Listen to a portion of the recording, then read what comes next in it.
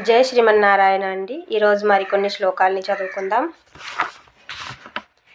మరీచిర్దమనో హంసః సుపర్ణో భుజగోత్తమః హిరణ్యనాభः సుతపాః పద్మనాభः ప్రజాపతిः అమృత్యుః సర్వదిక్సింహ సంధాతా సంధిమాన్ స్థిరः అజో దుర్మర్శనः Shasta విశ్రుతాత్మా సురారిః గురుర్గురుతమో ధామ సత్యః సత్యపరాక్రమः నిమిషో నిమిషశ్రగ్వి వాచస్పతిరుధారధీః అగ్రణీ గ్రామణే Shriman న్యాయో నేతా సమీరణः సహస్రమూర్ధా విశ్వాత్మా సహస్రాక్షः సహస్రపాత్ ఆవర్తనో నివృత్తాత్మా సంవృతः సంప్రమర్దనः అహః సంవర్తకో వహ్నిరనిలో ధరణీధరः సుప్రసాదः ప్రసన్నాత్మా విశ్వధృగ్విశ్వభుగ్విభుః సత్కర్తా సత్కృతः సాధుర్జహ్నుర్నారాయణో నరः అసంఖ్యేయో ప్రమేయాత్మా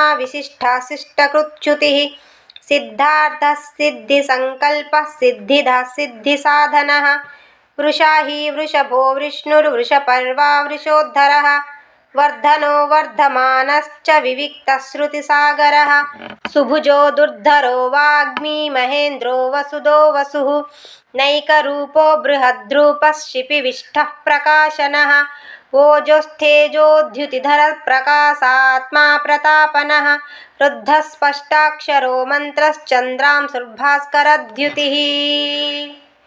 Jai Srimannarayana.